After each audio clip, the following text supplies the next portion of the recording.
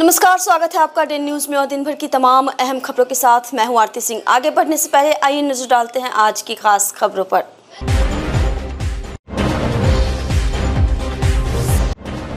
मुजफ्फरपुर में एक बार फिर से गरजा अपराधियों की गोली। बदमाशों ने सीएसपी संचालक से 8 लाख लूट कर मार दी गोली। सीसीटीवी सामने आने के बाद भी पुलिस का हाथ खाली।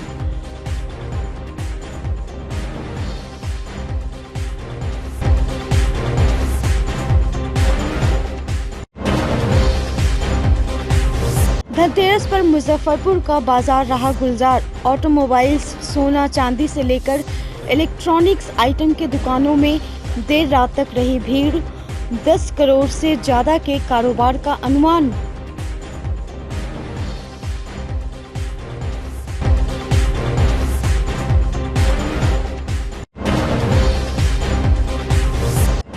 और धनतेरस पर मुजफ्फरपुर को मिला खादी मॉल। उद्योग मंत्री नीतीश मिश्रा ने किया शुभारंभ।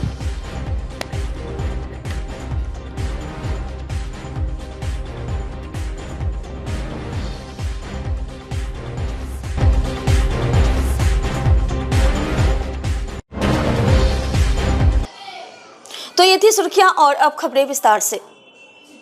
मुजफ्फरपुर के कांठी इलाके में एक बार फिर से बेलगाम अपराधियों ने गोली बरसाकर पुलिस को खुली चुनौती दे दी है। कांठी थाना अंतर्गत पहाड़पुर में सोमवार की रात बैंक ऑफ बड़ौदा के पास स्थित मनी ट्रांसफर दुकानदार को बेखौफ अपराधियों ने पैर में गोली मारकर आंशिक रूप से घायल कर दिया और 8 लाख रुपए लूट लिए।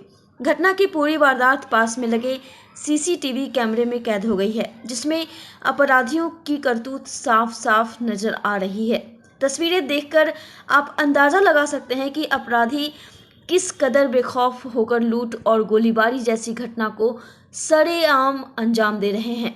इस वारदात के बाद लोगों के बीच दहशत का माहौल है। घायल दुकानदार की पहचान पहाड़पुर निवासी दीनानाथ कुमार के रूप में हुई है। गोली की आवाज़ सुन आसपास के लोग दौड़कर वहां पहुंचे। लोगों की भीड़ देख अपराधी भागने में सफल रहे। लोगों ने इसकी सूचना घायल दीनानाथ के परिजन और स्थानीय कांटी थाना को दी। थानाध्यक्ष सुधाकर पांडे दलबल के साथ घटनास्थल पर पहुंचे। तब तक घायल दीनानाथ के परिजन स्थानीय लोगों की सहायता से इलाज के लिए SKMCH ले गए। घटनास्थल पर पहुंच थानाध्यक्ष सुधाकर पांडे ने छानबीन की। दीनानाथ से मिलकर घटना के संबंध में पूछताछ की। पुलिस ने बताया कि सीसीटीवी के आधार पर अपराधियों की पहचान कर उसकी गिरफ्तारी के लिए छापेमारी की जा रही है। जल्द ही सभी अपराधी पुलिस की गिरफ्त में होंगे। शनि मंदिर के पास मेरा दुकान है। रात के लगभग 9 बज रहा था। मैं और मेरा भांजा है एक, वो दुकान अपना बंद करके बाहर निकल रहे थे। 2 बैग था उसके पास, एक में कैश था, एक में लैपटॉप था। 3 आदमी आया, दो इधर से आया, बोला हम लोग का काम है मनी ट्रांसफ़र वाला। भैया पूछा हमसे कि भैया पैसा चला जाएगा, और एक इधर से आया कि भैया रिचार्ज हो जाएगा। जब तक मेरा भांजा से बात कर रहा था, जब तक वो कुछ समझे तब तक अगला बोला कि बैग ला जल्दी, गाली के लफ्ज़ में। हम देखे, हम ताला मार रहे थे, शटर लॉक कर रहे थे। जब हम देखे कि वो बैग छीना, तो हम जैसे ही नीचे सीढ़ी के नीचे दौड़े तो मुझ पे वो बंदूक टांग दिया। फिर मैं 2 कदम आगे बढ़ा तो उसने फायर कर दिया। गोली आके सीधे मेरे पैर पे आके लगा। उसके बाद हम लोग पीछे हट गए। बैग एक वो पीठी पे टांगा हुआ था, वो भी छीन लिया। हाथ में वाला भी बैग छीन लिया। यही हुआ। उसके बाद वो बैग लेके पुरानी मोतिहारी रोड से होते हुए ये नया दरभंगा वाला रोड निकला, वो होकर निकल गया। लगभग उसमें 8 से 10 लाख रुपया था। किस मुद्दे का पैसा था? जी, वो हम लोग CMS का काम करते हैं, कैश कलेक्शन का पैसा होता है। वो हम लोग का डेली। हाँ, चेहरा तीनों खुला होता है, जो मेरे CCTV में रिकॉर्ड होगा। दुकान के बाहर CCTV लगा हुआ है। तीनों क्या चीज से आए हो? तीनों एक ही बाइक से था। बाइक वो रोड पे लगाया हुआ था। उम्र कितना होगा तीनों का? तीनों लगभग वही 30-35 वर्ष का रहा होगा। क्या कितने लोगों के पास था? मैंने तो एक ही बंदूक देखा, लेकिन मेरा भांजा बोल रहा है कि उसके दोनों हाथे बंदूक था। कितना राउंड फायरिंग किया है? वो तो हमको एगो मारा, उसके बाद तो मेरा कान सुन हो गया था। आपका भांजा का क्या धक्का का देके पड़ा था? हाँ, उसको उसी के हाथ से बैग छीना। हाँ, वो CCTV में वारदात कैद है। 9 बजे 9 के आसपास में मैं अपना दुकान बंद कर रहा था। क्या नाम हुआ आपका? मेरा नाम दीनानाथ कुमार है, मेरा घर सदातपुर में, थाना काटी। भैया मैं बोल रहा हूँ ना कि मेरे को एक लगा, बस वही याद है हमको, उसके बाद मेरा कान सुन हो गया। पता नहीं आप आ गए थे? जी, पिछला काम कब से कर रहे ये काम तो मैं पिछले 3-4 साल से कर रहा हूँ। कभी भी इस तरीके से करना? नहीं, ऐसा करना पहली बार हुआ है। इससे पहले 4 साल पहले मैं एक दूसरे जगह काम करता था, उस समय दुकान का शटर तोड़ के ले गया था, तो उस समय ये काम नहीं करता था, उसमें सिर्फ मोबाइल वगैरह बेचता था, तो वो मोबाइल उठा के ले गया था। शक भी आपको? शक मैं किस पे नाम लूँ? विवाद भी था पहले? नहीं, पहचान कहीं से रहे? नहीं, पहला बार देखा था उस चेहरा को। कभी रेकी वगैरह कुछ किया था वैसे? नहीं, उस चेहरा को। ऐसे तो दुकान में बहुत आदमी आता जाता है। धनतेरस के शुभ मुहूर्त पर मंगलवार को मुजफ्फरपुर में 600 से ऊपर का कारोबार हुआ। आभूषण, कार, बाइक, फर्नीचर, इलेक्ट्रॉनिक सामान, बर्तन सहित झाड़ू, मूर्तियां और पूजन सामग्री की जमकर खरीदारी हुई। दोपहर बाद से बाजार में भीड़ उमड़ पड़ी। हर किसी के हाथ में झाड़ू देखने को मिला। 50 से 100 रुपए तक नारियल झाड़ू और 150 तक में फूल झाड़ू की बिक्री हुई। लक्ष्मी गणेश की मूर्ति हो या पूजा सामान की दुकान, हर जगह बस भीड़ ही भीड़। इस बार प्लास्टर ऑफ पेरिस की जगह मिट्टी से निर्मित लक्ष्मी गणेश की मूर्ति की अधिक बिक्री देखी गई। बर्तन की दुकान में ऐसी भीड़ मानो इसे खरीदना अनिवार्य हो। स्टील और पीतल के बर्तन सबसे ज़्यादा खरीदे गए। फल और मिठाई की दुकानों में भी काफ़ी भीड़ रही। सभी रेंज का है, ये असम, कर्नाटक और विदेश से भी झाड़ू आ रहा है, काफ़ी डिमांड पे। सभी रेंज का है। स्टार्टिंग क्या है? स्टार्टिंग 50 से है। नारियल झाड़ू फूल झाड़ू 50 से है, नारियल झाड़ू 50 है, 60 है, सभी रेंज का है। काफ़ी डिमांड है। हाँ, झाड़ू का काफ़ी डिमांड है। धनतेरस पे काफ़ी डिमांड रहता है सभी लोग खरीदते हैं। और सभी लोग खरीदते हैं, चाहे वो गरीब हो चाहे वो ऊपर के, सभी खरीदते हैं। हमारे यहाँ मिट्टी का मूर्ति है, शुद्ध मिट्टी का 101 रुपये से स्टार्ट है, 501 तक का। सेल कैसा है? सेल अभी तो थोड़ा डाउन है, रात तक देखिए। किस तरह की मूर्ति का डिमांड है? किस तरह किस चीज़ का मूर्ति का डिमांड? मिट्टी का मूर्ति का डिमांड है ज़्यादा। धनतेरस की खरीदारी करने की परंपरा कई वर्षों से चली आ रही है। मान्यता है कि इस दिन खरीदारी करने से उसका 13 गुना अधिक फल मिलता है। ऑटोमोबाइल बाजार ग्राहकों की भीड़ से गुलजार रही। धनतेरस के मौके पर मुजफ्फरपुर के लोगों ने कार खरीदने में पीछे नहीं रहे। कलमबाग रोड के महिंद्रा शोरूम में कार लेने के लिए सुबह से ही लोगों की भीड़ देखने को मिली। कार की खरीदारी के लिए लोगों ने महीना दिन पहले से ही अपनी बुकिंग करा दी थी और धनतेरस के दिन चमचमाती हुई कार लेकर लोगों के चेहरे पर खुशी दिखी। महिंद्रा शोरूम ने से किसी ने थार की खरीदारी की तो किसी ने स्कॉर्पियो लेना पसंद किया। इतना ही नहीं, लोगों ने 3 व्हीलर, टोटो, ट्रैक्टर और ट्रक की भी जमकर खरीदारी की। अच्छा लग रहा है, पहली बार थार लिए हैं, बहुत दिन से इंतज़ार कर रहे थे थार का। ये मेरा ड्रीम था, आज जो पूरा हुआ है। कहाँ के रहने वाले हैं? सर, हम मीनापुर के रहने वाले हैं, मझोलिया पंचायत, हजरतपुर गांव के। वो दिन का शौक था कि थार लेंगे? जी, बुकिंग पहले करवा दी? बुकिंग हाँ, महीना दिन पहले लगभग करवाए थे।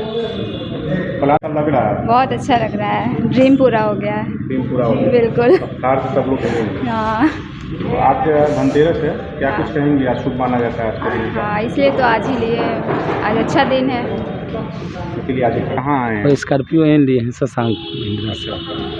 पहले बुकिंग वगैरह करवा लो। जी, क्या मान्यता है आज के दिन लेने का? शुभ दिन है, अच्छा दिन है। अच्छा, पहले बुकिंग वगैरह हो गया था? जी, कैसा लग रहा है? अच्छा लग रहा है। सबसे पहले तो मुजफ्फरपुर वासियों को धनतेरस की ढेर सारी शुभकामनाएं। मैं शशांक ऑटो से राहुल मिश्रा। उम्मीद करता हूं कि सभी लोग स्वस्थ होंगे और धनतेरस का आनंद ले रहे होंगे। अभी हम लोग महिंद्रा के डीलरशिप पे हैं और अभी इस साल हम लोगों ने लास्ट ईयर से लगभग 25 से लेके 30% तक ग्रोथ लिया है। क्लासिक में जो स्कॉर्पियो क्लासिक हमारी आ रही है उसका बहुत ज़्यादा डिमांड अटेंडम हम लोग के समक्ष बढ़ा है। इस कारण से आज मैक्सिमम व्हीकल हम लोग स्कॉर्पियो में ही रिलीज़ कर रहे हैं। स्कॉर्पियो के साथ साथ Thar Roxx XUV 700 plus Scorpio N, इन सब गाड़ियों का बहुत सारा डिलीवरी आज प्लान है। लेकिन मैक्सिमम इस साल लास्ट ईयर की अपेक्षा हम लोग क्लासिक को डेवलप किए हैं, जिसमें ये स्कॉर्पियो जो भी हम लोग का डिलीवर हो रहा है ये एक स्कॉर्पियो क्लासिक में ही है। स्टॉक में है पूरा? जी, स्टॉक में अभी चूँकि हम लोगों ने जिस हिसाब से प्लान किया था उस हिसाब से कुछ गाड़ी शॉर्टेज भी की है जो इन ट्रांजिट है, रास्ते में है। तो मैक्सिमम कस्टमर को तो आज ही डिलीवरी का प्लान कर रहे हैं। उसमें जो कुछ कस्टमर रह जाएंगे उनको हम लोग दिवाली के दिन का समय दिए हैं, क्योंकि कुछ ट्रेन है जो रास्ते में है, दिवाली तक पहुंच जाएगा, फिर दिवाली में हम लोग डिलीवर। वहीं बाइक शोरूम पर ग्राहकों की भीड़ नजर आई। त्योहारों पर घर में नई बाइक ले जाने की खुशी लोगों के चेहरे पर देखते ही बनी। बाइक शोरूम पर पहुंचकर लोगों ने अपनी पसंद और बजट के मुताबिक 2 और 4 पहिया वाहन खरीदे। एक अनुमान के मुताबिक दोपहर तक करीब 5000 दोपहिया वाहनों की डिलीवरी ग्राहकों को दे दी गई है। रात तक ये आंकड़ा 10,000 के पार जाने की उम्मीद जताई जा रही है। बाइक की बात करें तो छाता चौक स्थित हीरो के शोरूम में सबसे अधिक भीड़ देखी गई। ज़्यादातर लोग कम बजट की बाइक हीरो स्प्लेंडर लेना पसंद कर रहे थे। वहीं थोड़ा ऊपर बजट की बात करें तो लोगों की पहली पसंद रॉयल एनफील्ड का हंटर रही। सबसे ज़्यादा हंटर बाइक को लोगों ने ब्लू और वाइट कलर में लेना पसंद किया। इस तरह से शहर के सभी बाइक के शोरूम में ग्राहकों की ज़बरदस्त भीड़ देखने को मिली।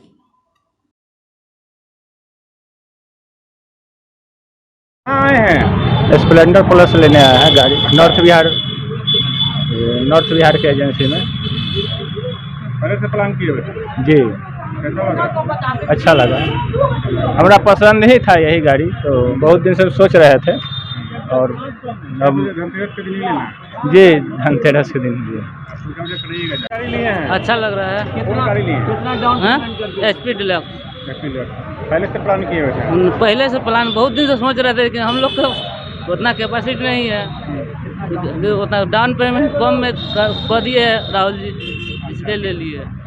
प्लान था कि धनतेरस के दिन लेना है? हाँ, धनतेरस के दिन लिए। इनको हम हमेशा फोन पर बतिया ही रहे थे कि सर 500 रुपये डाउन पेमेंट मात्र।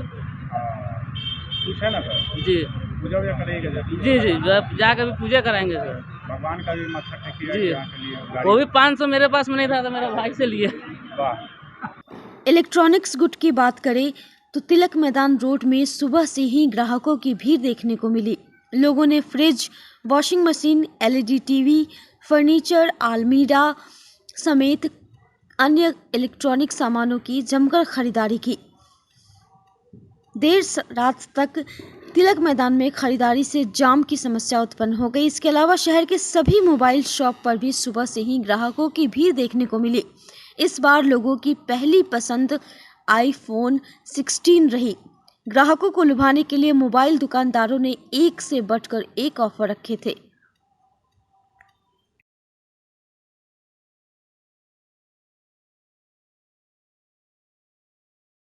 आज धनतेरस है। काफ़ी लोग इस दिन सोना चांदी खरीदना शुभ मानते हैं। इस दिन सोना या चांदी खरीदना सौभाग्य और समृद्धि लाने का प्रतीक माना जाता है। धनतेरस को धनत्रयोदशी भी कहा जाता है। धनतेरस पर लोग भगवान कुबेर और भगवान धन्वंतरी की पूजा करते हैं। साथ ही अच्छे भाग्य की उम्मीद में सोना, चांदी और अन्य सामान खरीदते हैं। मुजफ्फरपुर का सर्राफा बाजार में ज़बरदस्त रौनक देखने को मिली। सोना चांदी के साथ साथ लोगों ने डायमंड के लिए खूब खरीदारी की। शाम होते ही सर्राफा बाजार जगमग करने लगा। लोगों ने चांदी का लक्ष्मी गणेश की मूर्ति, सोने का सिक्का, चांदी का सिक्का, ब्रेसलेट, रिंग, गले का हार, कान का झुमका और पायल की जमकर खरीदारी की। सबसे ज़्यादा लोगों ने हल्का सोना लेना पसंद किया। इसके अलावा डायमंड के शोरूम में भी ग्राहकों की भीड़ देखने को मिली। खासकर महिलाओं में धनतेरस के मौके पर डायमंड की खूब खरीदारी की। सबसे ज़्यादा लोगों ने डायमंड के रिंग और गले का डायमंड सेट लेना पसंद किया। गोल्ड और डायमंड खरीदकर महिलाओं के चेहरे पर खुशी देखने को मिली। एक्चुअली हम लोगों ने खरीदा है ढोलना, जो कि शादी में यूज़ किया जाता है फॉर पर्टिकुलरली जो शादी कर रही होती है जो लड़कियां, उनको देने के लिए. So we have purchased that और I think it cost around 41,282 around that. और काफ़ी सही परचेज चल रहा है and I think happy Dhanteras to all the people out there. या हैप्पी दिवाली. मौके पर लिए हाँ जी. और क्या क्या तैयारी धनतेरस को लेकर आपका? और the way it is Diwali जैसे सेलिब्रेट करते हैं, बाकी और चीज़ें विल परचेज लाइक यूटेंसिल्स खरीदेंगे, बाहर जाएंगे, थोड़ा बहुत घूमना खाना पीना एज इट इज़. पटाखा को बैन किया गया. हाँ जी. क्या फ्रेंडली दिवाली मनाएंगे? Actually it's good for the environment. Basically काफ़ी ज़्यादा इंपॉर्टेंट था ये करना, क्योंकि as I am not from Muzaffarpur, I have lived in Delhi, और दिल्ली का pollution level you have already known it, तो काफ़ी ज़्यादा है. और मुजफ्फरपुर के लिए it's good for the eco friendly Diwali. I will celebrate eco friendly, no doubt. खरीदारी की है? कुछ नहीं, अभी देख रहे हैं. क्या लेने का है मन? रिंग. अच्छा, और क्या सब तैयारी घर पे चल रहा है धनतेरस के लिए? साफ सफाई चल रही है. साफ सफाई, पूजा पाठ होगा शाम में. पूजा पाठ. क्या कुछ चाहिए? धनतेरस का दिन है, क्या कुछ पसंद करने आई तनिक्स में? लॉकेट या रिंग. शुभ माना जाता है आज के दिन लेना? हाँ, मान्यता तो यही है. क्या मान्यता है थोड़ा बताइए धनतेरस के बारे में थोड़ा सा. धन लेने से धन 13 गुना बढ़ता है. आपने रिंग लिया? हाँ जी. कौन सा लिया, दिखा दीजिएगा.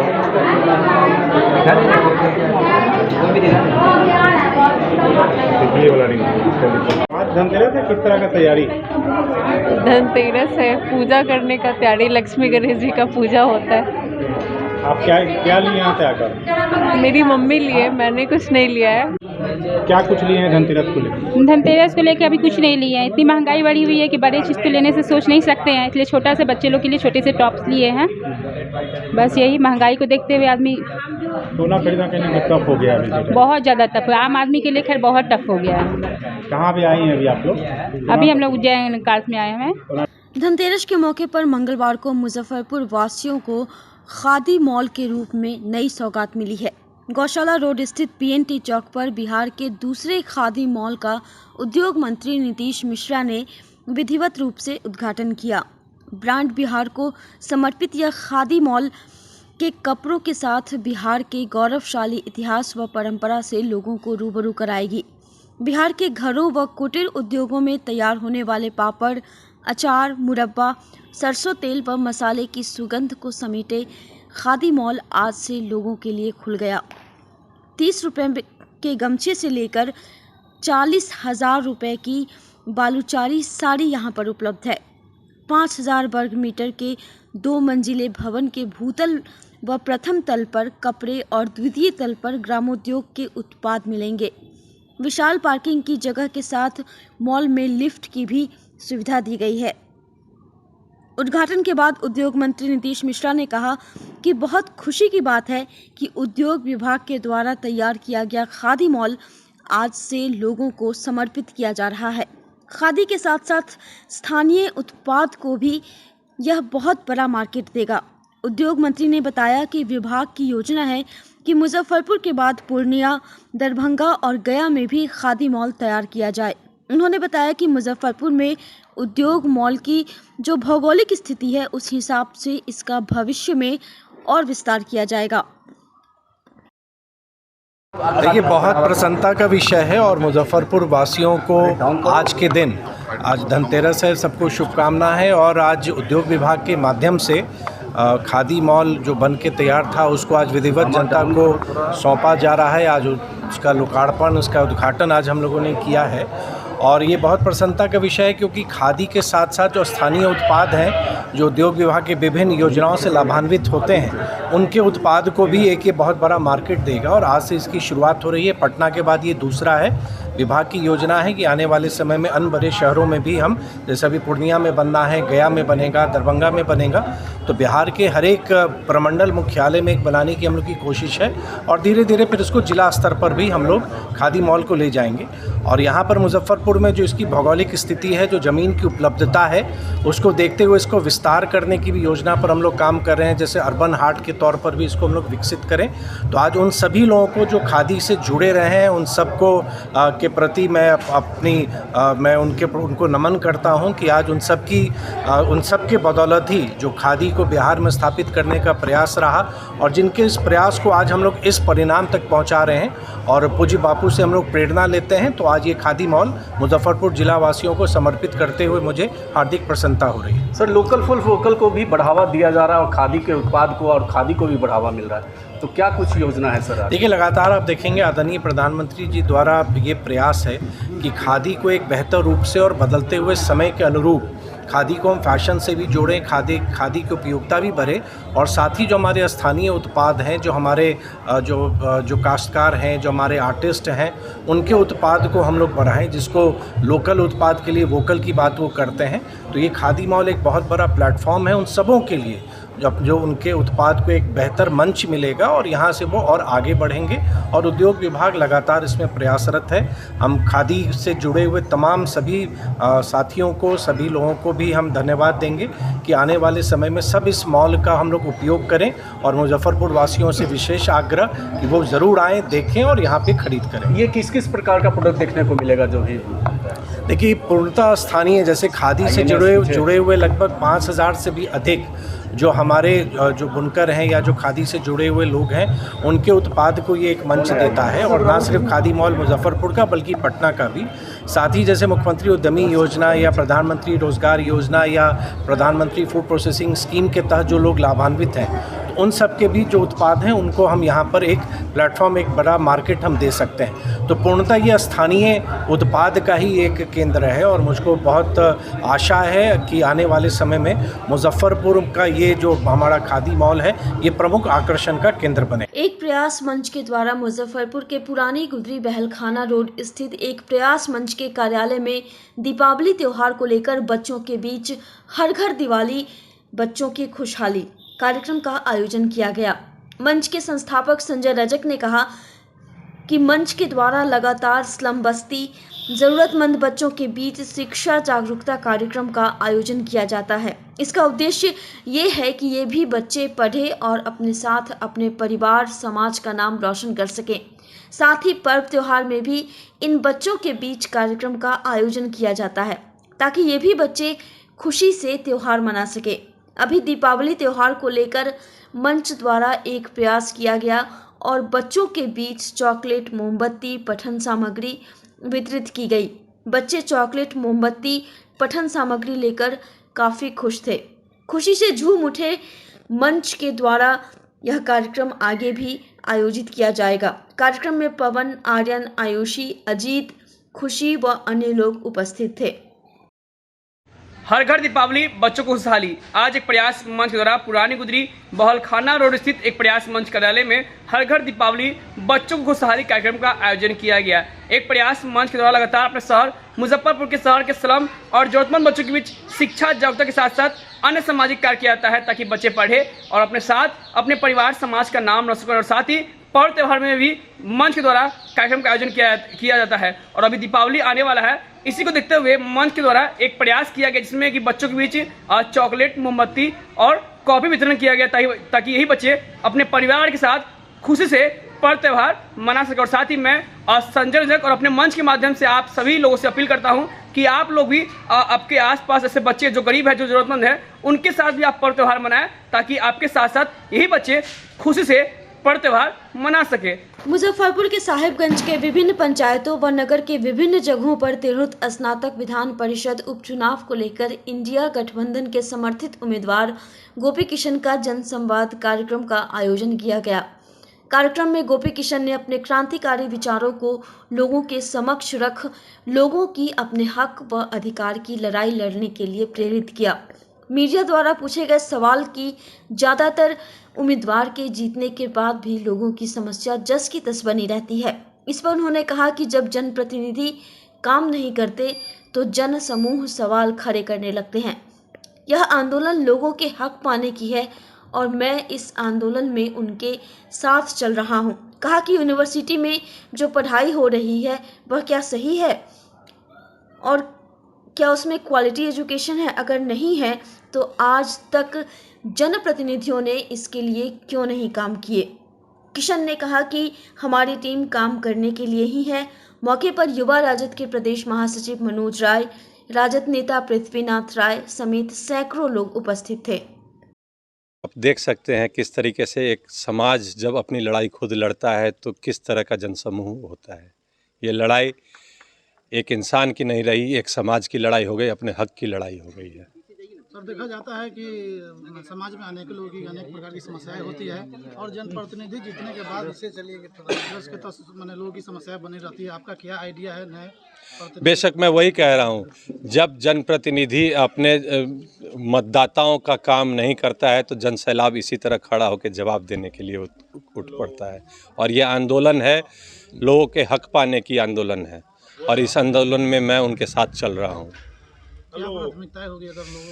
प्राथमिकताओं की अगर आप बात करें तो प्राथमिकताओं की फहरिस्त बहुत ही लंबी है। शुरुआत अगर करें उत्पन्न होने से, वोटर उत्पन्न होने का प्रक्रिया, ग्रेजुएशन की तमाम समस्याएं, सही समय पे सत्र ना होना, सत्र होने लेट होने के बाद डिग्री का समस्या होना, उसके बाद बड़े मुश्किल से उनको यूनिवर्सिटी में अपने पेंडिंग्स और समस्याओं का निजात पाने में तरह तरह के ढकोसले को झेलना, उसके बाद बेरोज़गारी, शिक्षा और क्वालिटी एजुकेशन बहुत ही पॉइंटेड चीज़ है जिसको आज तक कभी भी उठाया नहीं गया। क्या सच बताएं, यूनिवर्सिटी में ही जो पढ़ाई हो रही है क्या वो सही में क्वालिटी एजुकेशन है? अगर नहीं है तो आज तक किसी भी प्रतिनिधि ने इस कुछ काम करने की कोशिश क्यों नहीं की? और तमाम तरीके का समस्या है। मैं तो ये फहरिस्त इतनी लंबी है कि मैं अगर बताना शुरू करूँगा तो बहुत देर हो चुकी होगी। अगर जनता आपको मौका देती है तो इन समस्याओं पर खरा उतरेंगे लोगों के विश्वास पर? लड़ाई इसी चीज़ की है कि आज तक जिसने ये काम नहीं करा, सबसे पहला और मॉर्निंग शोज़ द डे, सबसे पहला तो हम लोगों ने अधिकार की लड़ाई लड़ी जो आज तक उन्हें वोटर बनने का अधिकार नहीं प्राप्त होता था। आप भी एक ग्रेजुएट होंगे हमारे पत्रकार बंधु, और आज से पहले आपने कितनी बार एमएलसी के नॉर्मल इलेक्शंस को कवर इस तरीके से होते हुए देखा है? हमारे नौजवान साथी हैं गोपी किशन जी और उम्मीदवार हुए हैं तिरुत्व स्नातक के उपचुनाव के, और तमाम जगहों पे घूम के लोगों से संपर्क साध रहे हैं, वोटरों से संपर्क साध रहे हैं। और हम लोग को उम्मीद है इनसे, हमारे नौजवान साथी से, कि अच्छे काम करेंगे, जीत के जाएंगे तो अच्छे काम करेंगे। और जो बेरोजगार, जो पढ़ा लिखा बेरोजगार है उनके लिए काम करेंगे, यूनिवर्सिटी की समस्या को निदान करेंगे। जो बहुत बड़ी समस्या है यूनिवर्सिटी में, लोगों का जो रिजल्ट पेंडिंग, उसमें बहुत ज़्यादा लोग के साथ दोहन शोषण होता है, उन सब चीज़ों पर ध्यान देंगे। इनके संज्ञान में है, बहुत ज़्यादा इन सब बातों को नहीं बोलेंगे हम। ये चुनाव हो जाता है, जीतते हैं ये, तो इन सब चीज़ों पर काम करेंगे। शिक्षा, संस्कृति, उत्थान, न्यास और नालंदा विश्वविद्यालय राजगीर नालंदा बिहार के संयुक्त तत्वावधान में आयोजित होने वाले आगामी नालंदा ज्ञान कुंभ में बाबा साहब भीमराव अंबेडकर बिहार विश्वविद्यालय मुजफ्फरपुर भी अकादमिक सहयोगी और सह संयोजक की भूमिका में है। इस निमित्त विश्वविद्यालय के कुलपति और नालंदा ज्ञान कुंभ आयोजन समिति के उपाध्यक्ष प्रोफेसर दिनेश चंद्र राय ने प्रेस वार्ता कर नालंदा में होने वाले ज्ञान कुंभ की विस्तृत जानकारी दी। कुलपति प्रोफेसर दिनेश चंद्र राय ने कहा कि नालंदा ज्ञान कुंभ भारतीय ज्ञान परंपरा की पुनर्स्थापना की दिशा में मील का पत्थर साबित होगी। बिहार विश्वविद्यालय की ओर से नालंदा ज्ञान कुंभ को ध्यान में रखकर एक ज्ञान कुंभ रथ यात्रा को निकालने की योजना बनी है। यह रथ यात्रा विश्वविद्यालय के प्रांगण से निकलेगी और विश्वविद्यालय के अधीन आने वाले सभी महाविद्यालयों और जिलों से गुजरते हुए नालंदा ज्ञान कुंभ में समाप्त होगी। इस ज्ञान कुंभ रथ यात्रा को आगामी 13 नवंबर 2024 को कुलपति प्रोफेसर दिनेश चंद्र राय हरी झंडी दिखाकर अपनी शुभकामनाओं के साथ रवाना करेंगे और दिनांक 15 नवंबर 2024 को यह रथ यात्रा मां जानकी जन्मस्थली सीतामढ़ी, सत्याग्रह की भूमि मोतिहारी, मुजफ्फरपुर, वैशाली, हाजीपुर होते हुए नालंदा पहुंचेगी। आज प्रेस कॉन्फ्रेंस रखे हैं कि राजगीर नालंदा में 16, 17 और 18 नवंबर को ज्ञान कुंभ हो रहा है, जो शिक्षा, संस्कृति, उत्थान, न्यास और नालंदा विश्वविद्यालय दोनों के संयुक्त तत्वाधान में हो रहा है, जिसमें बिहार के कई विश्वविद्यालय पार्टनर की भूमिका में है। उसमें हमारा बिहार विश्वविद्यालय भी एक पार्टनर है और हमारे विश्वविद्यालय को एक प्रमुख जिम्मेदारी दी गई है कि इस ज्ञान कुंभ में निबंध की प्रतियोगिता कराने की जिम्मेदारी हमारे विश्वविद्यालय को है। और इसका जो थीम है कि भारतीय ज्ञान परंपरा और भारतीय भाषाओं का भारतीय शिक्षा में उनकी भूमिका, और ख़ास करके जो हमारी नई शिक्षा नीति बनी है वो 2020, उसकी नई शिक्षा नीति को हम देश में कैसे लागू करें, उसका क्या महत्व है, उसके महत्व को सब लोगों को ठीक से समझाएं। है कि अब तो वो मैक्सिमम लोगों ने समझ लिया है कि फिर भी उसको ठीक से विश्वविद्यालयों के पाठ्यक्रमों में लागू हो जाए, स्कूल के पाठ्यक्रमों में लागू हो जाए। हमारी जो भारतीय ज्ञान परंपरा थी उसके बारे में लोगों को अवगत कराना, इसीलिए इसका केंद्र भी हम लोगों ने नालंदा में रखा है। क्योंकि एक समय था जब नालंदा विश्वविद्यालय में पूरी दुनिया के लोग पढ़ने आते थे, और वो भी कब लगभग ये 800-900 साल पहले। तो जब पूरी दुनिया के लोग हमारे देश में आते थे, इसका मतलब कि हमारा जो ज्ञान था वही सबसे आधुनिक ज्ञान था और सबसे प्रामाणिक ज्ञान था। तो इसी बात को हमको फिर से माने अपने देश के लोगों को और पूरी दुनिया को लोगों को माने विथ एविडेंस हमको इस्टेब्लिश करके बताना है। मंगलवार को मुजफ्फरपुर के बंगड़ा पानापुर करियात स्थित संत जोसेफ सीनियर सेकेंडरी स्कूल प्रांगण में प्रकाश पर्व दीपावली के उपलक्ष्य में दीपावली से पूर्व धनतेरस के दिन रंगोली महोत्सव का आयोजन किया गया, जिसमें कक्षा 6 से 10 तक की छात्राओं ने भाग लिया। सभी छात्राओं के 4 ग्रुप थे। प्रत्येक ग्रुप के नाम क्रमशः ब्रह्मानी, शारदा, सरस्वती व लक्ष्मी था। प्रत्येक ग्रुप की छात्राओं ने काफ़ी सुंदर और आकर्षक रंगोली बनाई। विद्यालय के निदेशक प्रमोद कुमार ने रंगोलियों को देखकर काफ़ी प्रशंसा की और अपने विचारों को साझा करते हुए कहा कि इस प्रकार की प्रतियोगिताएं होती रहनी चाहिए ताकि अपने देश की परंपराएं एवं संस्कृति कभी लुप्त न हो। प्राचार्य सुबोध कुमार ने भी रंगोलियां की सराहना करते हुए कहा कि दीपावली प्रकाश का पर्व है, अतः प्रकाश केवल घर द्वार तक ही सीमित न रहे बल्कि प्रकाश हमारे भीतर भर जाए, जिससे सारा जगत प्रकाशित हो। साथ ही उन्होंने प्रदूषण मुक्त दीपावली मनाने की सलाह दी। महोत्सव में प्रथम स्थान लक्ष्मी ग्रुप एवं ब्रह्मानी ग्रुप द्वितीय स्थान पर रहा। इस दौरान छात्राओं ने छठ पर्व कैसे किया जाता है वह करके दिखाया। वहीं अंत में महोत्सव में भाग लेने वाली छात्राओं को मिठाई खिलाकर शुभकामनाएं दी गई।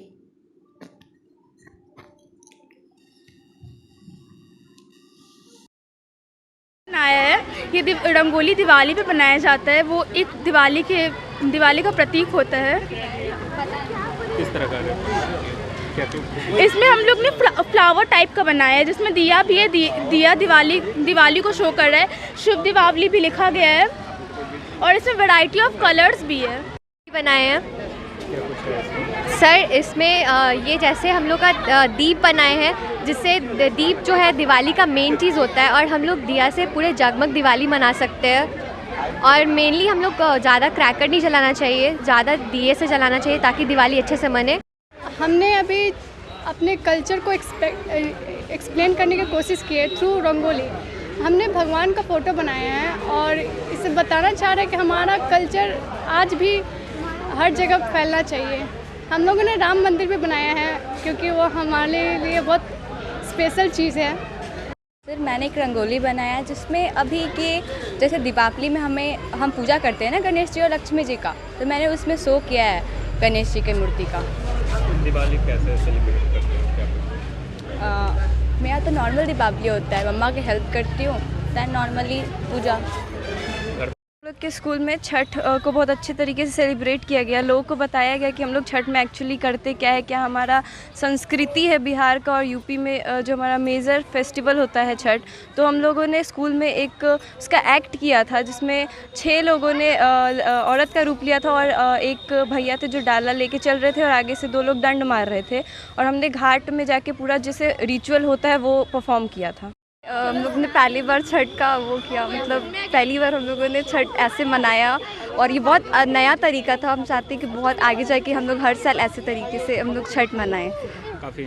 काफ़ी ज़्यादा इंजॉय किया है और फर्स्ट टाइम था हमारे स्कूल में ऐसा फंक्शन, और हम लोग चाहेंगे कि हर स्कूल में ये फेस्टिवल हम लोग सेलिब्रेट किया जाए कि सबको पता चले कि कितना मज़ा आता है छठ पूजा में। पहले देखते थे, आज खुद किए हो? हाँ, पहले हम लोग देखते थे, अब तो खुद कर रहे हैं तो ज़्यादा मतलब मज़ा आया है, बहुत ज़्यादा। प्रतिवर्ष की भांति दिवाली और छठ से पहले विद्यालय बंद होने जा रहा है। हम लोगों का प्रयास रहता है कि हम अपने संस्कृति को एक पीढ़ी से दूसरे पीढ़ी में आगे बढ़ाएं, और इसी को ध्यान में रखते हुए आज रंगोली महोत्सव मनाया गया स्कूल में। सभी क्लास की बच्चियां खासतौर से उसमें भाग ली, और इसका उद्देश्य तो ढेर सारा है, लेकिन मुख्य उद्देश्य है कि अपनी संस्कृति को आगे बढ़ाएं, बच्चों में ग्रुप में काम करने की क्षमता विकसित हो, उनमें लीडरशिप क्वालिटी आए, और रंगों का मिश्रण या सजावट कितना बेहतर तरीक़ा से हो सकता है इस पर उनका ध्यान रहे, और यही सोच करके ऐसा किया गया है। सारे बच्चे प्रसन्नचित, सभी ने इसमें भरपूर सहयोग दिया। आसपास के लोग भी इसको देखने के लिए आए हैं, प्रशंसा तो करते हैं, और बच्चे हैं, कुछ कमी बेसी रह गई होगी, फिर भी सभी काफ़ी प्रफुल्लित है, और यह परंपरा पहले की तरह आगे भी चलती रहेगी, इसी आशा के साथ इसे मनाया गया है।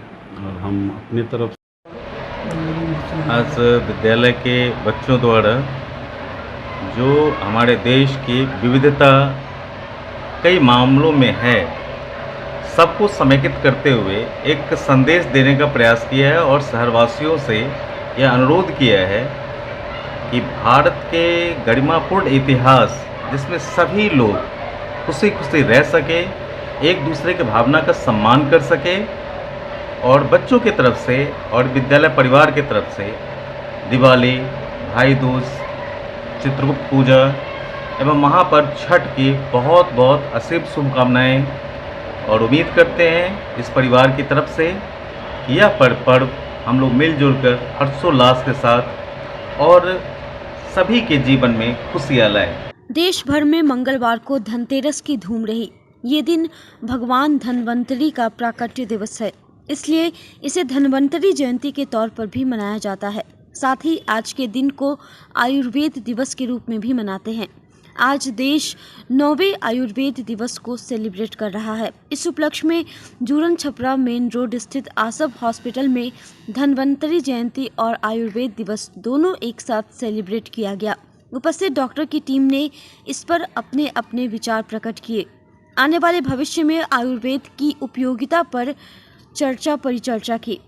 मौके पर आसब हॉस्पिटल के डायरेक्टर संजय श्रीवास्तव ने कहा कि आज के कार्यक्रम से लोगों के जीवन पर काफ़ी प्रभाव पड़ेगा और हम लोग आयुर्वेद की सेवाओं का लाभ ले सकेंगे, जो कि अभी बहुत सीमित स्तर पर हम लोग ले पा रहे हैं। एक स्वस्थ जीवन की पद्धति के लिए इस तरह की कार्यशाला का आयोजन किया गया है। डॉक्टर संजय श्रीवास्तव ने बताया कि इस दौरान लगभग 60 डॉक्टरों को सम्मानित भी किया गया है। 9वें अंतर्राष्ट्रीय आयुर्वेद दिवस के अवसर पे साथ साथ जो धन्वंतरी जयंती महोत्सव का भी आयोजन किया गया और बहुत इससे सक्सेसफुल आयोजन करेंगे, क्योंकि अभी जितने भी यहाँ पे उपस्थित जो लोग यहाँ पे इन लोगों ने जो योगदान दिया यहाँ पर उपस्थित होकर करके अपने अपने विचार और भाव प्रकट करके, तो सारे जो भी हमारे सीनियर्स हैं, हमारे कलीग्स हैं, हमारे जूनियर जो मित्र हैं, सब लोगों की तरफ से बहुत अच्छे सुझाव आए हैं और मुझे लगता है कि इन सारी बातों का हमारे समाज पे काफ़ी प्रभाव पड़ेगा और हम लोग आयुर्वेद के सेवाओं का लाभ जो कि अभी बहुत सीमित स्तर पे हम लोग ले पा रहे हैं, पूरा समाज लेगा और एक स्वस्थ जीवन पद्धति की शुरुआत हमारे यहाँ होगी, जिसका आगे बढ़ के आगे आने वाले समय में बहुत ही देश को और पूरे विश्व को लाभ मिलना है। किन किन मुख्य बातें पर सर बात चर्चा हुई है आज? स्वास्थ्य पे, चूँकि ये चीज़ें स्वास्थ्य से जुड़ी हुई हैं, हम लोग कैसे इसको प्रिवेंट कर सकते हैं, जो हमारा स्वास्थ्य है उसकी रक्षा कैसे कर सकते हैं, सबसे इम्पॉर्टेंट बात यही है। और उसके अलावा अगर कोई बीमार पड़ता है तो आयुर्वेद की विधा से हम लोग कैसे कैसे उसे लाभ दे सकते हैं, जो कि एक पूर्ण संपूर्ण स्वास्थ्य लाभ के रूप में देखा जा सकता है।